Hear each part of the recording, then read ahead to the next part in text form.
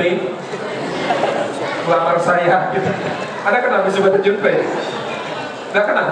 Pemenarnya Conan itu di filmnya? Oh, memang Indonesia lebih maju soal film Jepang gitu. Gitu ya. Kok melamar saya gitu? Nah, maka kemudian Anda bisa tetapkan azam di hati untuk menjadi seorang yang mengajarinya tentang Islam. Demikian pula para lelaki ini. Oh, bintang perempuan siapa? Nggak ngerti saya. Nggak usah disebut. Nah, rekan-rekan yang disayang oleh Allah Subhanahu Wa Taala, ruh, jiwa, pertimbangan Anda adalah soal agama yang menghubungkan dengan Allah Subhanahu Wa Taala. Yang ketiga, min anfusikum artinya dari nafas-nafas kalian. Maka menikah itu soal nafas. Bagaimana nafas itu? Apa tugasnya nafas di dalam tubuh kita? Mengantarkan daya hidup ke seluruh bagian tubuh. Maka demikian pula lah suami dan istri ketika menikah, Allah mengharapkan mereka menjadi sebuah nafas bagi masyarakatnya, sebuah nafas bagi bangsanya, sebuah nafas bagi dunia. Jadi Anda menikah itu bukan perkara sembarangan. Anda selayaknya menjadi nafas bagi Indonesia yang sedang megap-megap. Anda selayaknya menjadi nafas bagi Indonesia yang sering asma gitu.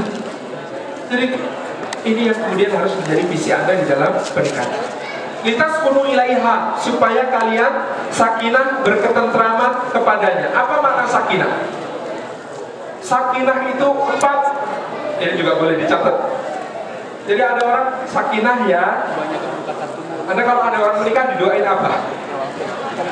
Mudah-mudahan awet ya dunia akhirat gitu ya. Tapi itu bukan puncak doa kebaikan, karena di Quran ada cerita tentang pasangan awet dunia akhirat. Namanya Abu Lahab sama Ummu Jamil.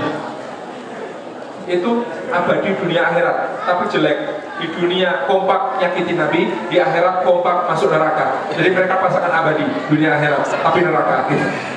Maka kalau Anda mendoakan, doakan moga berkah ya, itu sudah cukup. Berkah itu meliputi semua kebaikan.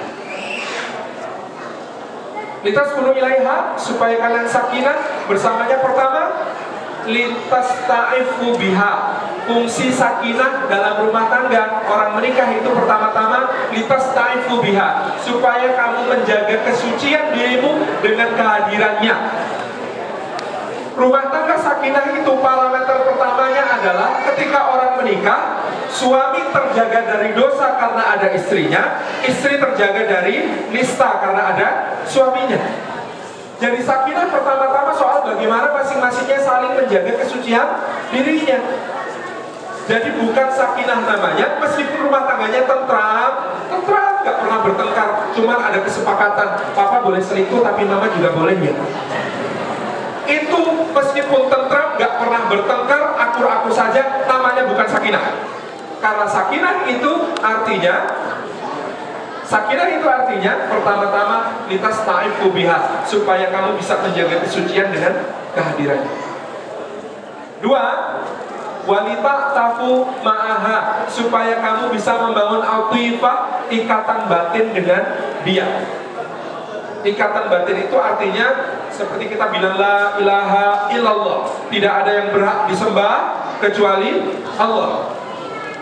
Tidak ada yang berhak menempati hati kecuali yang sudah di dalam akad suci. Kalau kata Ustaz Fauzi Abim, ada berjuta wanita di luar sana, tapi biarlah engkau yang tercantik di hatiku. Kalau saya agak beda. Kalau saya begini, biasanya kalau ngisi acara banyak yang hadir perempuannya. Kalau di Indonesia ya, saya biasanya SMS istri saya. Salah satu SMS yang pernah saya kirim bunyinya begini: istriku, di hadapanku ada ratusan bidadari, gemerlapan mereka bagaikan bintang gemintang. Tapi andai kau hadir di sini, istriku sayang, mereka semua akan terbenam seperti bintang-bintang itu terbenam kalau matahari terbit meninggi. Istriku, engkaulah matahariku.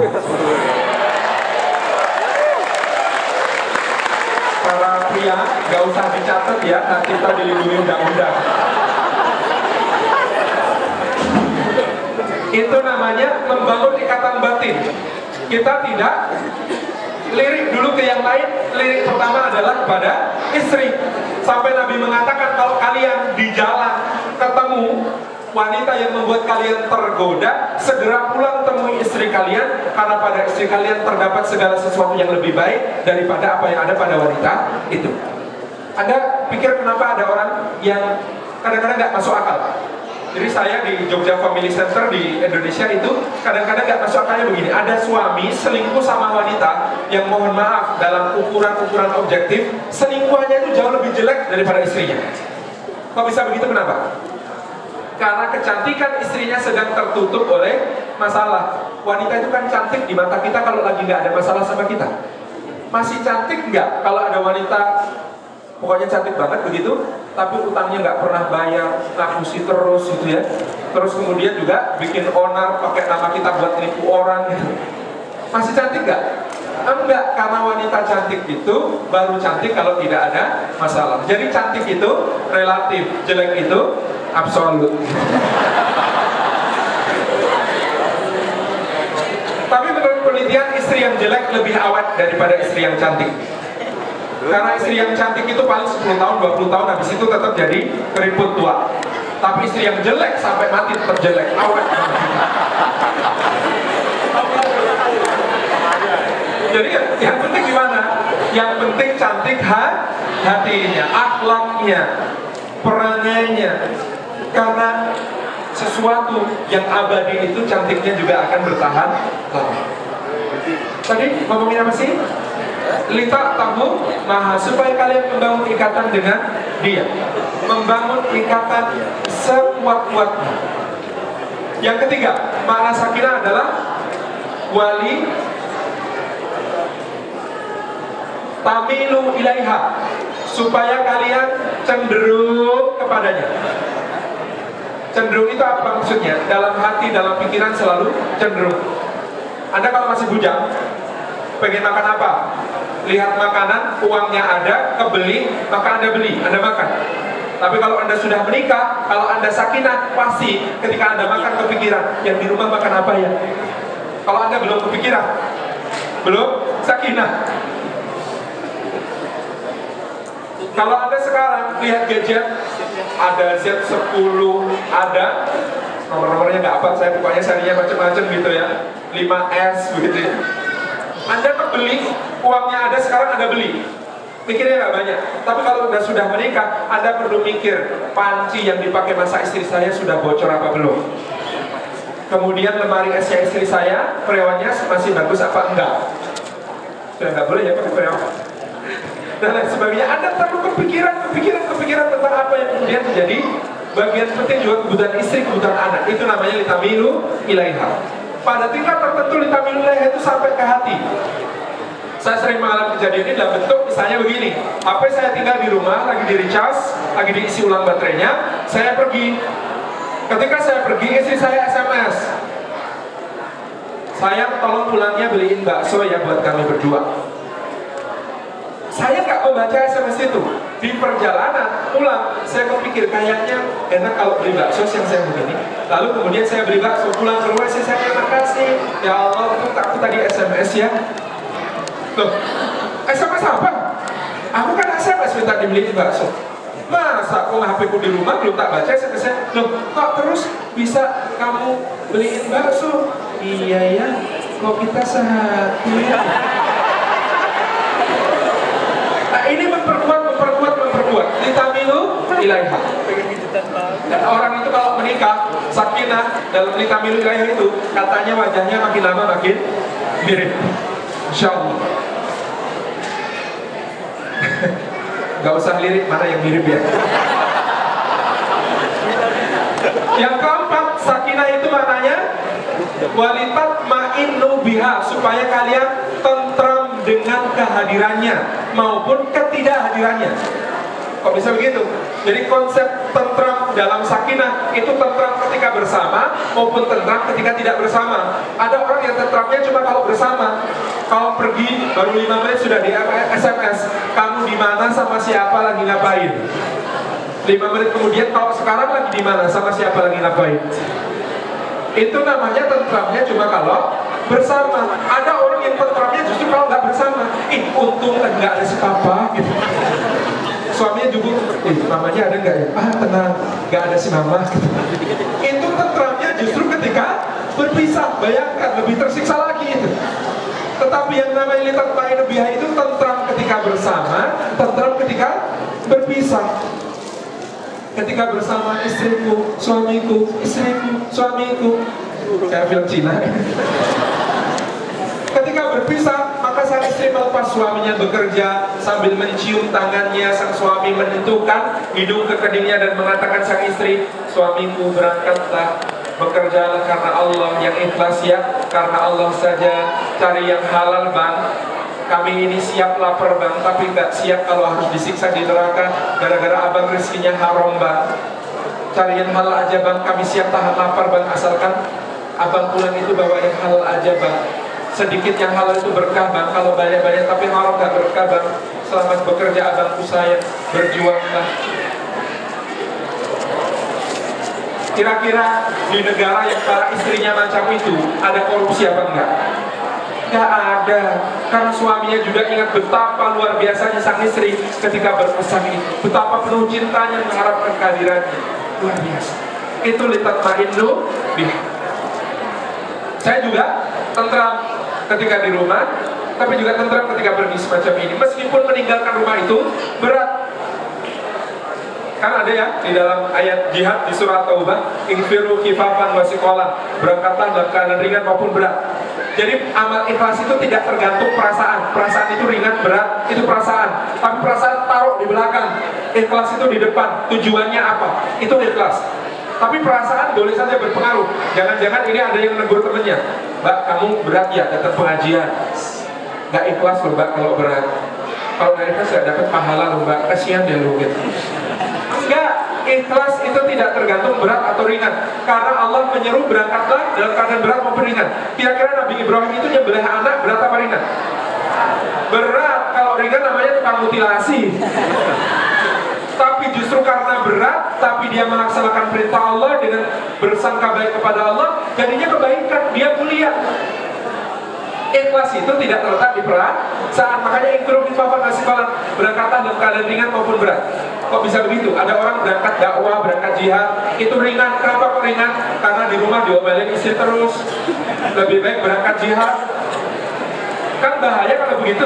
Jadi dia untuk mencapai ikhlas harus berjuang lagi, takhlisin niyah lagi, bukan cuma escape, bukan cuma melarikan diri dari istrinya yang galak itu.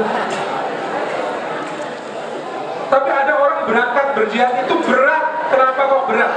Istrinya soleha, anak-anaknya qurrata a'yun semua, rumah tangganya sakinah, mawaddah, penuh rahmat, berkah hidupnya, tetangga-tetangganya solihun dan solihat gitu. Enak di rumah itu. Tapi karena tugas, saya berpayah-payah mendatangi Anda dengan jadwal yang padat gitu ya. Saya berharap kepada Allah amal kecil ini kelak berharga di akhirat, maka meninggalkan istri meskipun berat itu insya Allah saya sanggupi demi sebuah kebaikan yang lebih besar kelak di akhirat. Jadi sakinah itu 4.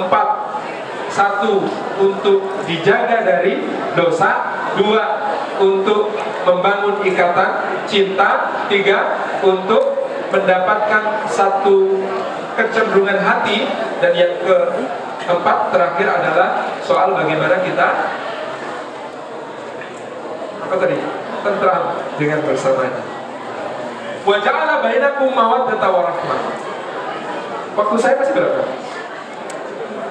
Oke, saya selesaikan tentang mawaddah wa rahmah, kemudian kita selesai. Mawaddahnya itu apa? Mawaddahnya itu ilmu tentang cinta. Kata ja'ala menunjukkan kita perlu berupaya. Saya menangani konseling di Jogja Family Center. Ternyata banyak rumah tangga bermasalah bukan karena kurangnya cinta, tapi karena kurangnya ilmu dalam mengekspresikan cinta. Yang kurang bukan cintanya, tapi ilmunya. Kenapa? Karena kita itu masing-masingnya sukanya cintailah orang lain sebagaimana kamu ingin dicintai. Betul ya? Itu berlaku untuk sesama jenis. Perempuan terhadap perempuan, cintailah orang lain sebagaimana kamu ingin dicintai. Laki-laki terhadap laki-laki, cintailah orang lain sebagaimana kamu ingin dicintai. Tapi untuk laki-laki dan perempuan ada perbedaan. Karena walaisat dzakaru kal unsa, laki-laki nggak kayak perempuan, otaknya beda, belahan kiri dan kanan ada hubungannya namanya corpus callosum, itu jumlahnya lebih banyak perempuan, maka cara mencintai lelaki dengan cara mencintai perempuan beda. Kalau ada istri memaksa mencintai suaminya dengan cara dia ingin dicintai, maka suaminya pasti tersiksa. Kalau ada suami mencintai istrinya, sangat mencintai istrinya, tapi dengan cara dia ingin dicintai, istrinya juga akan merana. Maka cintailah suamimu dengan cara dia ingin dicintai, dan cintailah istrimu dengan cara dia ingin dicintai. Ada ilmunya.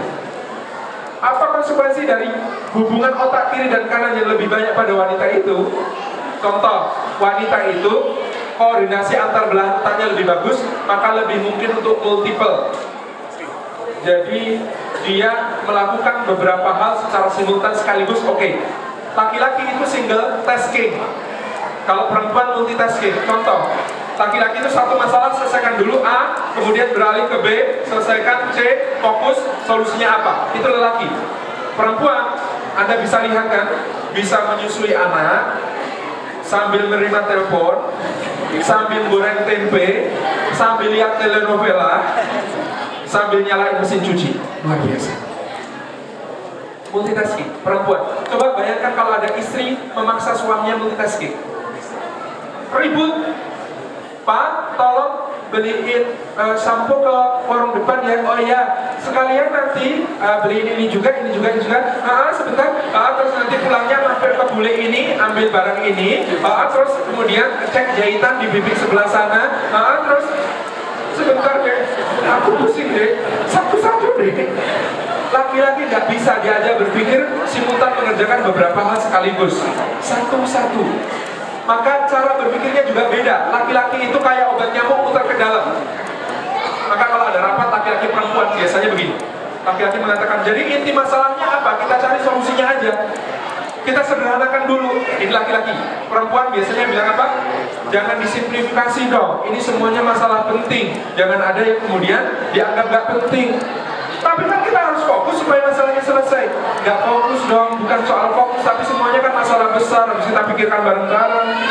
Beda. Maka wanita itu cara berpikirnya obat nyamuk ke luar. Maka ada suami mengeluh di Jogja Komisen, tolong Ustaz, istri saya itu kalau marah jadi histeris. Maksudnya histeris mungkin mas? Enggak, histeris. Dia itu kalau marah karena satu kesalahan saya di hari itu, dia itu bisa nyebutin kesalahan saya sejak awal pernikahan. Dia histeris. Karena apa? Berpikirnya muter. Semuanya menjadi satu bahan pembicaraan. Tapi sebaliknya pula, wanita itu masalah yang penting kan satu, nangis dulu. Yang kedua, curhat, iya kan? Kalau ada masalah dua hal itu kan yang bisa membuat kita lebih tentram. Maka laki-laki yang gak ngerti ilmu tentang cinta, di antara cirinya adalah suka mengatakan kalimat, buat apa sih nangis? Nangis itu gak menyelesaikan masalah. Itu ciri lelaki yang tidak mengerti ilmu tentang cinta. Karena saya kasih rahasia seharga 5 miliar dolar. Rahasia para playboy sepanjang zaman. Tapi harus Anda amalkan hanya untuk istri Anda. Apa rahasia para playboy sepanjang zaman? Mereka ketika melihat wanita menangis tidak menyuruhnya untuk menghapus air mata, tidak menyuruhnya untuk berhenti menangis. Tetapi lelaki yang akan dipuja wanita itu, kalau lihat wanita menangis, dia menyediakan tempat yang paling nyaman untuk menangis sampai tuntas. Betul. Betul. Dipersilakan menangis sampai tuntas. Itulah yang dilakukan Nabi SAW kepada Aisyah, kepada Ummu Salamah, kepada Saudah. Ini tempat menangis sampai tuntas. Betul ya? Jadi jangan lagi mengatakan, buat apa sih nangis? Nangis itu menyelesaikan masalah. Tapi katakanlah, Adinda, aku selalu ada di sini. Jika engkau ingin menangis, ini bahuku, bersandarlah sampai engkau merasa lega. Baru begitu, insyaallah. 5 miliar dolar. Nah, rekan-rekan insya Allah, maka demikian pula kalau ada wanita memaksa suaminya untuk curhat, sebagaimana dia kalau ada masalah curhat, itu bisa jadi bertengkar. Wanita, kalau lihat suaminya ada masalah, tubuh dipaskan ke sofa, sepatu dilepas, tas dilempar gitu ya, terus kepalanya begini, gitu. Kan suaminya ada masalah. Lalu dia mendekati, Mas ada masalah apa? Jawaban semua suami di dunia ini sama. Enggak Pak, enggak ada apa-apa. Mas kalau aku ada masalah kan juga cerita sama kamu, masa kamu nggak mau cerita sama aku? Itu tensinya bisa makin naik. Enggak deh, ini masalahku, kamu nggak usah terlibat deh. Ini masalah berat, biar aku aja yang nanggung, kamu nggak usah pikirin. Istrinya makin pengen suaminya curhat, maka dia akan mengatakan, Mas, kamu nggak percaya sama aku. Itu bisa semakin tinggi pertengkarannya. Gara-gara tidak paham. Coba lihat Bunda Khadijah waktu Nabi Muhammad pulang dari Gua Hira. Nabi Muhammad itu dapat wahyu pertama itu shock. Ada yang tanya, dapat wahyu kok malah shock? Gimana nggak shock? Ketika Nabi di Gua Hira itu kan dia lagi mikirin, umatku kok ancur-ancuran ya. Lalu tiba-tiba Jibril datang bilang, ya Muhammad, ini wahyu pertama dari Allah. Kamu disuruh untuk mengubah umat yang jahiliyah ini menjadi umat yang penuh cahaya. Gimana nggak stres? Itu kayak tukang kebun, tiba-tiba dia akan jadi direktur utama. Kemudian dikasih bisikan, Pak, itu Anda ketahui, utang perusahaan ini 500 kali lipat tidak asal. Stres mulanya itu. Nabi itu menggigil, kemudian di depan pintu dia berkeringat dingin, ngetok-ngetok pintu dengan gemetaran, Zamiluni ya Khadijah, Zamiluni, Zamiluni. Apa yang dilakukan Khadijah? Buka pintunya, dituntun Ibunda Khadijah masuk ke kamar, diselimutin. Lalu Khadijah yang bertanya-tanya, panik, pengen tahu ada apa sebenarnya, itu menahan diri, gak tanya dulu. Dia berlindung di balik pintu lalu berdoa, ya Allah jaga dia, ya Allah jaga dia, ya Allah jaga dia. Kalau Khadijahnya tipe wanita yang, ya Allah Mas, ada apa ini Mas? Saya pikir kok cerita tentang Nabi itu beda. Kalau Khadijahnya tipe seperti tadi, maka perlu ilmu bagi istri untuk menahan diri dari bertanya. Karena suami nanti kalau ada masalah itu cerita.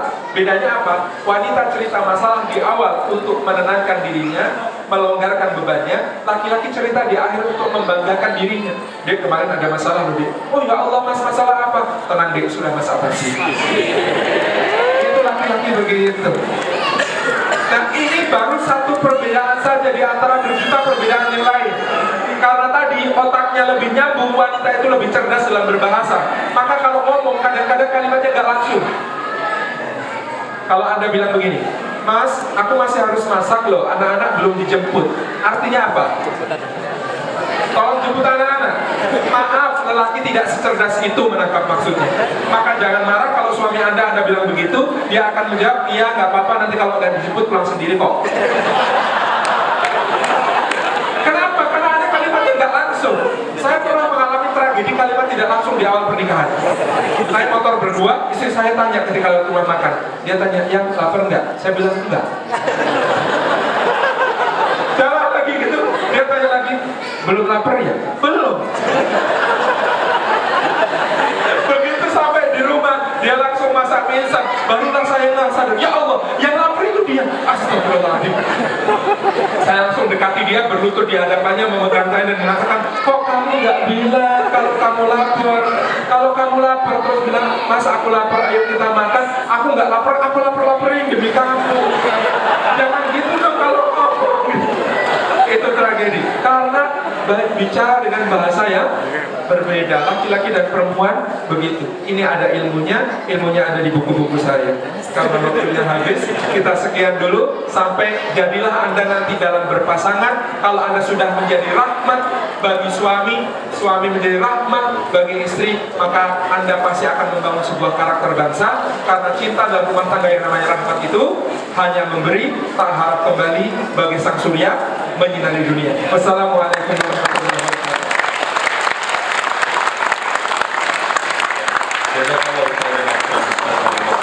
Ya demikianlah, karena ini sudah memasuki waktu zuhur, jadi mohon maaf saya kembalikan waktunya kepada MC. Alhamdulillah, terima kasih kepada Ustaz Salim Al-Bila atas ceramahnya tadi. Semoga bermanfaat dan membawa faedah bagi kita semua. Amin ya rabbal alamin. Baiklah, untuk acara ke-8 yaitu isoma ya. Mohon maaf ini lancang di atas. Istirahat, sholat, makan. Jadi yang sudah mempunyai wudhu